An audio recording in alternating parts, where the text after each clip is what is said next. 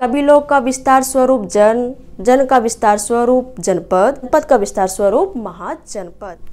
Hello aspirants, कैसी हैं? I hope कि आप सभी लोग अच्छे होंगे और बहुत ही अच्छे तरीके से अपनी पढ़ाई को कर रहे होंगे। वैसे जो सभी अभी तक पढ़ाई में नहीं लगे हैं तो आप सभी को लगना है, क्योंकि आप जो भी कॉम्पिटिटिव एग्जाम का तैयारी कर रहे हैं, चाहे वह आपका बीपीएससी हो या अदर पीसीएस हो, अदर स्टेट का पीसीएस हो, उसके बाद चाहे आपका यूपीएससी वगैरह का एग्ज़ाम हो, चाहे आपका मतलब कोई भी कॉम्पिटिटिव एग्ज़ाम हो, जब तक आप पूरा डेडिकेशन के साथ अपनी तैयारी में नहीं लगेंगे तब तक आप जो है इसको क्रैक नहीं कर पाएंगे। तो इसीलिए ज़रूर जो है लग जाए और आपका जो है सफलता, आपका सक्सेस जो है श्योर है।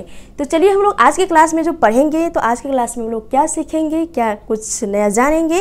तो आज की क्लास में हम लोग जो है एंशिएंट हिस्ट्री में महाजनपद के बारे में पढ़ेंगे। इससे पहले हम लोगों ने एंशिएंट हिस्ट्री में बहुत सारी चीज़ों को देख चुके हैं, जिसमें कि बौद्ध धर्म, जैन धर्म, उसके बाद वैदिक काल, प्राग ऐतिहासिक, आदि ऐतिहासिक, सिंधु सभ्यता, ये सारी चीज़ें हम लोग एंशिएंट हिस्ट्री में देख चुके हैं। आज की क्लास में हम लोग जो है महाजनपद के बारे में पढ़ेंगे। ये महाजनपद क्या है? महाजनपद जो है यह कबीलों का विस्तार स्वरूप जन, जन का विस्तार स्वरूप जनपद, पद का विस्तार स्वरूप महाजनपद। एक तरह से कहें कि वैदिक काल, उत्तर वैदिक काल में जो एक तरह से सामाजिक, धार्मिक, आर्थिक, राजनीतिक जो परिवर्तन हुआ, तो धार्मिक सामाजिक परिवर्तन हुआ, उसमें सुधार के लिए तो बौद्ध धर्म, जैन धर्म वहीं से निकल कर आए। यदि मैं राजनीतिक परिवर्तन की बात करूं तो राजनीतिक परिवर्तन के फलस्वरूप हुआ क्या? तो राजनीतिक परिवर्तन के फलस्वरूप ही जो है आपका महाजनपद निकल के आया। तो वो किस तरह से निकल के आया, चलिए देखते हैं। देखिए, वैदिक काल में जो लोग रहते थे तो वह कबीलों में रहते। कबीला मतलब यह कि टोला टोली, एक टोल दो टोल मिला करके, एक मोहल्ला दो मोहल्ला मिला करके कबीलों में एक तरह से गुट बना के लोग रहते थे। तो उसका फिर धीरे धीरे जब एक तरह से विकास हुआ, विस्तार हुआ, तो एक कबीला, दो कबीला, चार कबीला, पांच कबीला मिल करके, मान लीजिए एक कबीला है, एक कबीला इधर है, दो कबीला, एक कबीला, दो कबीला, तीन कबीला, ये तीनों जब मिला तो क्या बना? जन बना। फिर दो तीन जन मिल करके क्या बना? जनपद बना। फिर दो तीन चार पाँच छः सात जनपद मिल करके क्या बना? महाजनपद बना। और महाजनपद बनने से तात्पर्य यह नहीं है कि सिर्फ राजनीतिक विस्तार। देखो, महाजनपद बनने के बहुत सारे कारण हो सकते हैं। महाजनपद मतलब यह हो गया कि आखिर कबीला इकट्ठा हो रहे थे तो क्यों हो रहे थे? जनपद जो बन रही थी, उसके बाद जनपद जो है महाजनपद में जो बदलेंगे, उसका जो विकास होगा आखिर क्यों होगा? तो जाहिर सी बात है कि हर चीज़ों में विकास हुआ होगा। जैसे कि उस समय जो है वैदिक काल में लोहा का विकास हो गया था। लोहा का विकास होने से यह हो गया कि लोग जो है बहुत ही अच्छे अच्छे जो है क्या कहते हैं, हथियार वगैरह बनाना सीख गए थे, जैसे कि हल वगैरह, कुदाली वगैरह, ये सारी चीज़ें बनाने के लिए सीख गए थे। उसके बाद ये सारी चीज़ें होने के बाद कृषि कार्य बहुत ही अच्छे तरीके से होने लगा था। उसके बाद एक तरह से व्यापार वगैरह होने लगा था। उसके बाद आर्थिक में तो आपका व्यापार हो गया, उसकी तरह से सामाजिक परिवर्तन भी होने लगे थे। बहुत सारी चीज़ें जो है, सब सारी चीज़ों में लगभग एक तरह से देखें तो सारी चीज़ों में क्या हो रहा था? बदलाव एवं विकास हो रहा था। और इसी कारण से जो है ये सारी चीज़ें जो है क्या हो रहा था कि कबीलों से जन बना, जन से जनपद बना, जनपद से महाजनपद हुआ। और अंगुत्तर निकाय, बौद्ध धर्म से संबंधित बौद्ध साहित्य जो अंगुत्तर निकाय है, और जैन साहित्य जो भगवती सूत्र है, उससे जो है क्या हम लोगों को पता चलती है कि भारत जो थे उस समय 16 महाजनपदों में क्या था? बटा हुआ था। 16 महाजनपदों से मिलकर के क्या भारत बना हुआ था। तो चलिए हम लोग आज जो है मैप के माध्यम से उन 16 महाजनपदों का बहुत ही अच्छे तरीके से मैप वाइज देखते हैं, 16 महाजनपदों को। इसके साथ ही साथ हम लोग यह भी देखेंगे कि उनमें जो है सर्वाधिक शक्तिशाली कौन रहा, और इसके साथ ही साथ हम लोग यह भी देखेंगे कि इसकी राजधानी कहाँ रही। क्योंकि देखिए, महाजनपद की मैं बात करूँ तो सर्वाधिक जो क्वेश्चन जो आता है ना, ये राजधानी से आता है। कहाँ से? राजधानी से आता है। और राजधानी के साथ साथ जो है मैप से आता है। पूछिएगा मैप से कैसे? तो देखिए, आपके एग्जाम में ये क्वेश्चन आ जाएगा कि जो पाकिस्तान में पढ़ रहे हैं, जो मतलब उस समय जो था अखंड भारत था, तो उसमें जो पाकिस्तान में जो मतलब महाजनपद पढ़ रहे हैं, आपको ऑप्शन में दे देंगे इनमें से कौन सा भारत में महाजनपद नहीं है। आप यदि मतलब बिहार पीसीएस का एग्जाम में बैठ जाएंगे तो वहाँ पे आपको पूछ देगा कि इनमें से कौन बिहार के महाजनपद नहीं है। तो जब तक जानेंगे नहीं मैप के माध्यम से फिर बनाएंगे कैसे। तो चलिए फिर पढ़ते हैं, मैप के माध्यम से समझते हैं। देखिए ये महाजनपद जो थे तो ये जो थे गणतंत्रात्मक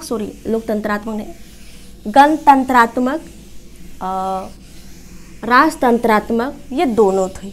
इसका मतलब यह हो गया कि ये महाजनपदों में से जो थे, कुछ महाजनपदों में राजा शासन करते थे, कुछ महाजनपदों में जो है लोगों के जो समूह होते थे, लोगों के समूह के द्वारा एक प्रतिनिधि को चुना जाता था और वही प्रतिनिधि जो है उन लोगों पर क्या करते थे, एक तरह से रूल नियम बनाते थे, उसी के माध्यम से शासन चलता था वहाँ पर।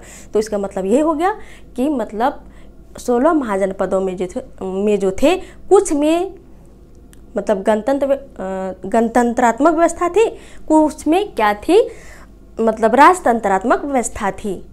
तो चलिए हम लोग देखते हैं, मैप के माध्यम से समझते हैं। पहले हम लोग भारत का मैप तो ड्रॉ कर लें। चलिए हम लोग बना लिए प्यारा भारत का मैप। अब चलते हम लोग देखते हैं। हाँ, उस समय तो अखंड भारत थी, अभी तो हम लोग इस भारत में रहते हैं। पहले अखंड भारत थे, अखंड भारत में हमारा पाकिस्तान, अफगानिस्तान ये सारे रहते हैं। तो पाकिस्तान का मैप हम लोग ड्रॉ करते हैं।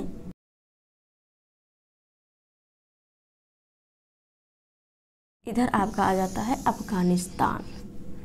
तो देखिए इनमें से जो है आपका अलग अलग जगहों पे अलग अलग महाजनपद है। तो 2 महाजनपद आपके पाकिस्तान में, जैसे गांधार हो गया आपका, उसके बाद एक है आपका कौन सा, कम्बोज, एक है आपका कम्बोज, दूसरा है आपका गंधार। ओके, तो कम्बोज का जो राजधानी है वो कहाँ पे है, हाटक में, कम्बोज का हाटक। गंधार का कहाँ पे है, तक्षशिला। ये दोनों हो गया इस साइड में आपका, भारत के इस साइड में। एक है आपका कुरु, सॉरी देखिए मैं यहाँ पे जो हूँ, जो अलग अलग महाजनपद है मैं इसको ब्लैक से लिख रही हूँ और जो इसका कैपिटल है उसको मैं रेड से लिखूंगी। तो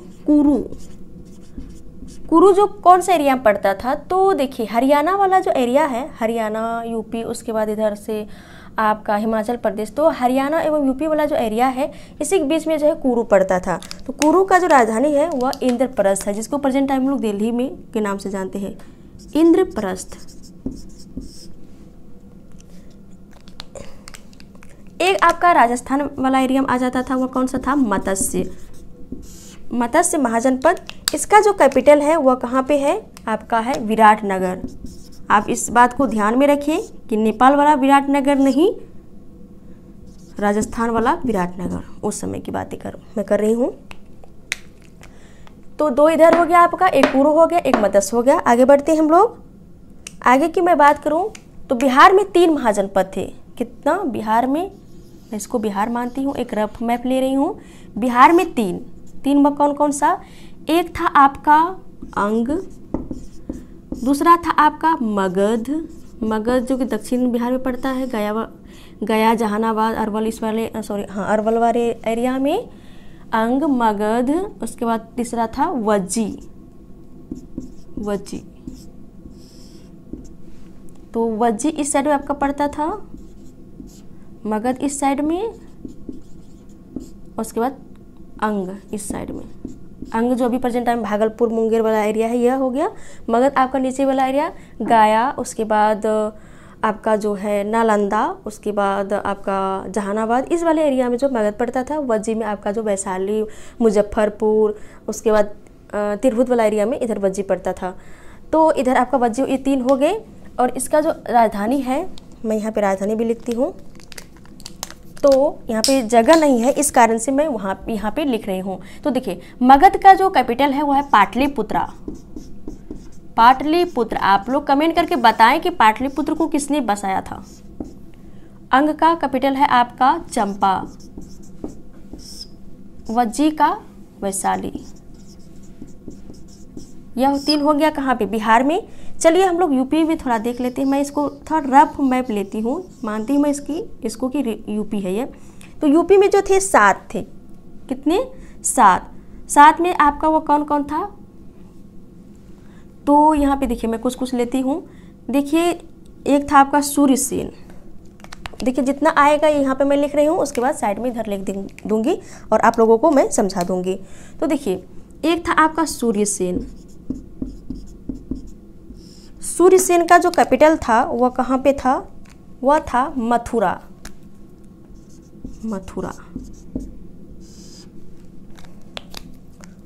एक था आपका कौन सा, कौशल। कौशल का जो कैपिटल था वह था कहाँ पे था, श्रावस्ती। इसी तरह से और भी था। इसी तरह से आपका जो है एक आ जाता है मल, सॉरी मैं इसको ब्लैक से करती हूँ, मल था। उसके बाद आपका वत्स था। वत्स का जो है आपका कैपिटल हो जाएगा कौशाम्बी।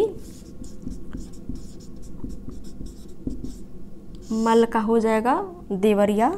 और इसी साइड आपका काशी था एक, काशी क्या, काशी महाजनपद, वाराणसी, मतलब इसका कैपिटल था वाराणसी। देखिए मैं यहाँ पे लिखती हूँ एक बार, फिर हम लोग री करेंगे। री करने से मतलब यह हो गया कि हम लोग बहुत ही अच्छे तरीके से इसको याद रख लेंगे और समझ भी लेंगे। तो आपका देखिए सूर्यसेन, कौशल, वत्स, मल, काशी। 1 2 3 4 5, 2 तो इधर हो गए और 2 है बचा हुआ। 2 कौन सा है, एक आपका पंचाल और दूसरा है आपका चेदी। पंचाल का कैपिटल कौन सा है, पंचाल का है आपका है अहिछंद। अहिछत्र कहीं पर अहिछंद लिखा हुआ रहता है। और चेदी का है आपका क्या है, सतीमती या सुक्तिमती लिखा हुआ रहता है, शक्तिमती या सतीमती। तो ये हो गया यूपी का। अब चलिए हम लोग देखते हैं ये मान लेते हैं कि मध्य प्रदेश है। मध्य प्रदेश में अवंती,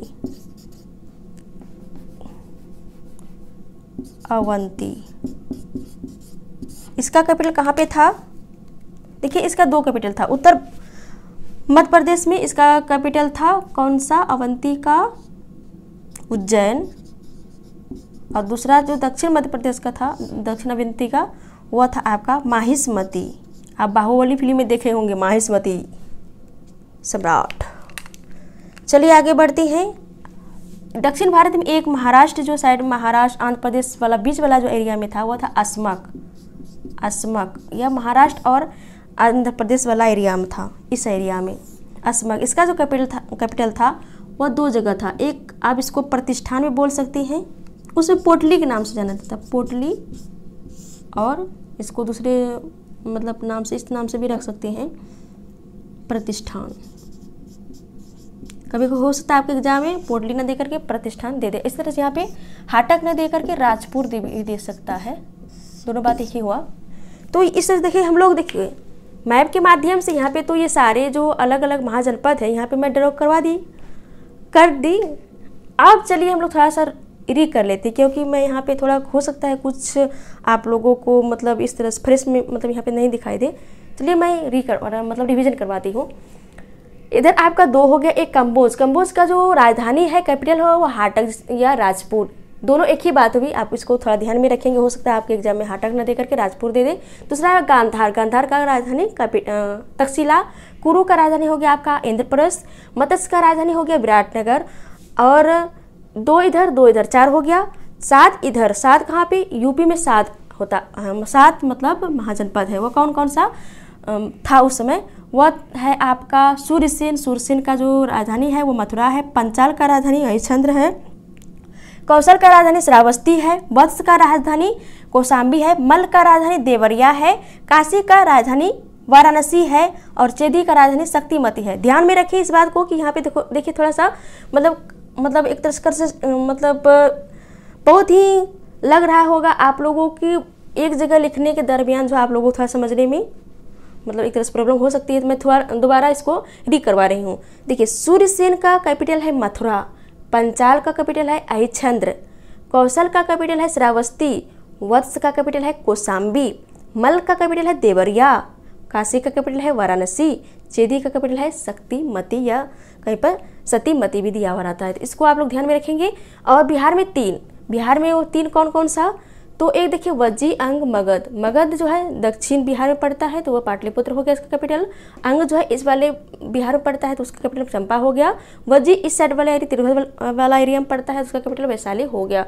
तो देखिए इन दोनों में आपका इधर जो आपका वज्जी, इधर जो आपका मल है, मल और वज्जी ये दोनों जो है ना, ये गणतंत्र वाले क्या थे, ये दोनों मल और वज्जी ये दोनों गणतंत्र वाले क्या थे, महाजनपद थे। और दुनिया में सर्वप्रथम गणतंत्र की जो स्थापना हुई थी वह कहाँ पे हुई थी, तो वह जो है आपका वैशाली में हुई थी।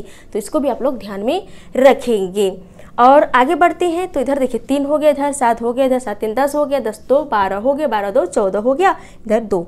एक आपका अवंती जो मध्य प्रदेश में पड़ता है तो वह जो है उसका 2 राजधानी, एक राजधानी उत्तरी अवंती का उज्जैनी, दक्षिणी अवंती का माहिष्मती, और सबसे दक्षिण भारत में जो एक महाजनपद पड़ता है वह है अस्मक। कहीं पर अस्मक भी लिखा हुआ रहेगा, कहीं पर आसमक भी लिखा हुआ रहेगा। तो उसका जो कैपिटल है, एक है आपका पोटली, दूसरा है प्रतिष्ठान। देखिए दोनों का एक ही मतलब प्रतिष्ठान और पोटली दोनों मतलब एक ही जगह का नाम है। कहीं कहीं हो सकता है कभी कभी कि आपके एग्जाम में पोटली ना दे करके प्रतिष्ठान दे और प्रतिष्ठान ना दे करके पोटली या पोटला दे, इसको भी आप लोग ध्यान में रखेंगे। दक्षिण भारत का जो है सबसे दक्षिण भारत का जो महाजनपद है वह अस्मक है।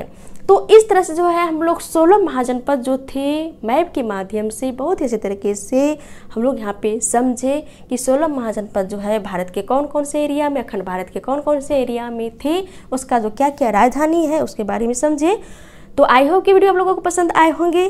तो वैसे मैं पूरी कोशिश करती हूँ कि आप लोगों को अच्छे तरीके से वीडियो पसंद आए, जो भी मैं आप लोगों को बताऊं वो आप लोगों के माइंड में सेट हो जाए।